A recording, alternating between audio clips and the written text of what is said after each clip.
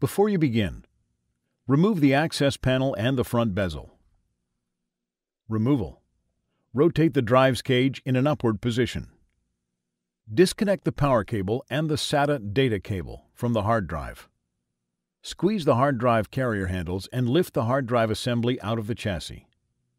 Flex the hard drive carrier on one side until the alignment pins clear the drive screw holes, and then separate the hard drive and hard drive carrier.